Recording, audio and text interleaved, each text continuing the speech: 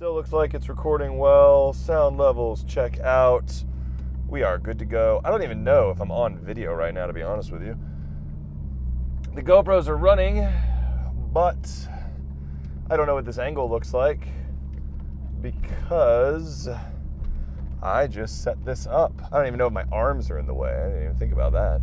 Hopefully you're not getting too much of my ultra loud exhaust noise, and the lapel mic is picking up sound. All right, so welcome to Vette Vlogs. In Atlanta, the vlogging community has taken off, especially moto vloggers such as Chase on Two Wheels, I Am Ramekin, other motorcycle enthusiasts. I think Yummy R6 and Shagging the Wind are here. I thought, well, you know, I've got a motorcycle. I have a 2011 Triumph Speedmaster, but with winter coming up, I was like, well, how am I gonna, do some of these vlogs? I'm not a big cold weather rider. I was born and raised here in Atlanta. So I don't particularly like the idea of going out in the cold and driving around or riding around. So I thought, why not drive around? It's the advantage of having a car like this 2002 Corvette. Is on a nice day like today, it's approximately 70 degrees on one of the last days of November. Yes, Northerners, be jealous. I am out in the Corvette doing some Christmas pickup shopping at Target for my kids. So I thought this would be a perfect chance to do some vlogging about different topics that automotive and motorcycle enthusiasts enjoy. So let's get started. What would be a good topic to talk about? Well, it's the end of the year, which means Motor Trend has released their annual Car of the Year, Truck of the Year, SUV of the Year issue. Road and Track has declared their Performance Car of the Year. And being a car guy, I'm always talking with people and offering my thoughts and opinions on this stuff for what it's worth, which is not much. So what do I think? Motor Trend's Car of the Year. Spoiler alert, the new Chevy Camaro. Sounds fantastic. Looks good on the Cadillac ATS platform, should drive well, sounds awesome. Very interested in that car. Stingray, 455 horsepower V8 in it. That's a nice blinker there, buddy. Thank you for that. Worthless. And Motor Trend said it drives better than the BMW 3 Series. If that's true, freaking incredible. I don't think anyone a couple years ago would have expected the Camaro to be in that performance category. I had a Firebird in the 90s. Was one of my first cars. And if you remember the F-body Camaro and Firebird from the 90s, then I'm very sorry, because that car was a stinking piece of crap. It looked cool, and I thought I was cool driving it, but everything, and I mean everything, fell apart on that car. One of the belt pulleys fell off the engine while I was driving it on the highway, and only by sheer dumb luck did the engine not completely self-destruct. It was an absolutely terrible, terrible car. And we all, if you grew up with those cars, you remember them, and GM had to spend a lot of money and time regaining our trust. Money and time that, Chrysler is still spending, because their cars are not very good. Truck of the Year, Chevy Colorado pickup truck.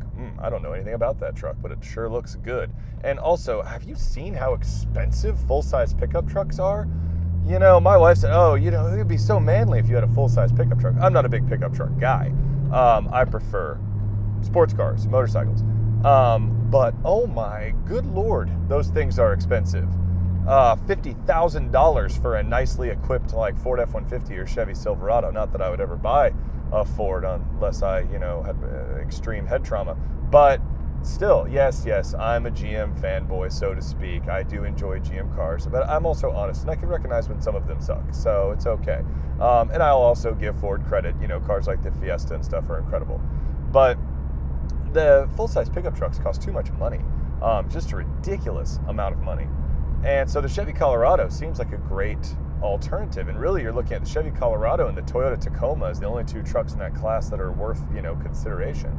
So kudos to Chevy for making a great, small pickup truck. And then SUV of the year, the Volvo XC90. the Chinese-owned Swede. I don't know what to think about that.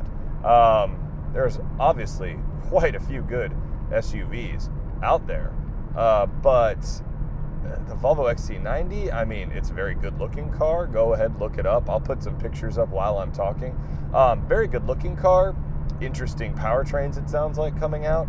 But I don't know. I'd say the jury's out on that one. It might have been a summer romance, but I would want to know for sure that car was going to last and the dealer network was going to last and my warranty wasn't going to run out after a day and then be absolutely worthless. So we'll see how that pans out. I don't know. But I thought those were interesting picks. Now, Road and Track's performance car of the year, the Ford Mustang Shelby GT350R. Now, I have to admit, I'm in a Corvette. I'm a self-admitted GM kind of fanboy, a little bit, all right? But that Mustang looks incredible. A flat plane, as they say, crank, making over 520 horsepower, redlining at over 8,000 RPM. That's awesome. That's awesome. If you haven't seen it, check out some of the videos on it. Motor Trend has just posted some great videos on it. It sounds like a buzzsaw at high RPMs, like it's ready to just cut through your face and chop through the world in order to create amazing lap times. It's pretty cool. There's no way around it. I have to admit, that is pretty cool. Can the new Camaro stack up? I don't know. 455 horsepower Stingray V8 is obviously down quite a bit of power in the base SS model, but who knows what they're going to come out with for Z28, ZL1? We don't know. I think the gauntlet has been thrown down by Ford, and GM will no doubt respond, and I will hope that their response is better. The Z28 was Motor Trend's best driver's car last year, so that shocked everybody. I don't think anybody expected a giant Camaro to win best driver's car.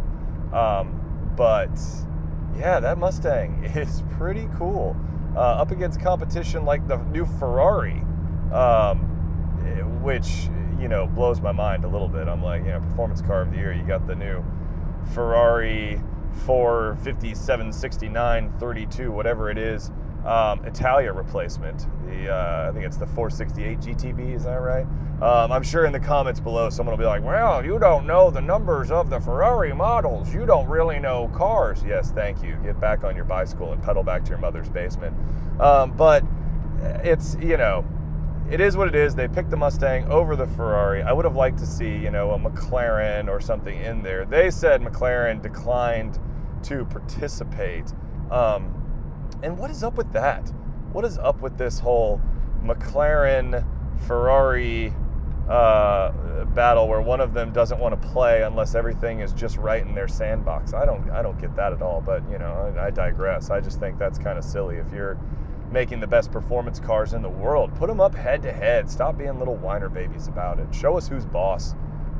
Anyway, those are kind of some of my thoughts and ramblings, clearly, on the recent Motor Trend Car of the Year awards and Road and Track Performance Car of the Year. I know Car and Driver released their 10 best list. Honestly, I looked through it. It was sort of what we'll say predictable. Car and Driver is rather predictable with their picks. The Honda Accord was on there for like the 30th time. I prefer the Mazda 6 sedan, honestly. I think the Accord is phenomenal. I still miss a Honda Accord I had a couple years ago. Great car. Nothing bad to say about Honda Accords at all. But I think the Mazda 6 is better. They had the Miata on there, and I think the BMW 3 Series again, which I think is a little odd because the 3 Series seems to have lost some of its mojo. Oh, look, there comes a Mustang. Vroom, vroom. Yeah, whatever. GT.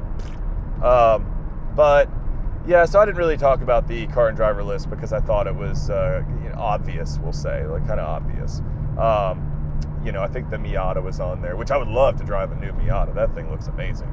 But anyway, so those are some of my thoughts. I have no idea how this video turned out. I don't know how the sound is. I don't know how the video is. It might all be crap.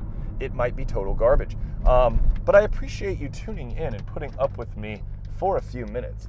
and I hope you will continue to do so. I'm going to try not to die at an intersection. I will hope that you continue to tune in to listen to me blab about cars and motorcycles. I'll get to motorcycles in the future. So if you did enjoy it, please like and subscribe and share this video around. And if you didn't like it, tell me what you didn't like. I can take it. I've got thick skin. But, let's practice constructive criticism. Don't be like, I hate your nose. It's too big. You're ugly. That might be true. But, be constructive. Anyway, I'll catch you guys later. I'm off to get some presents. Take it easy. Have a great end of your holiday weekend. Peace.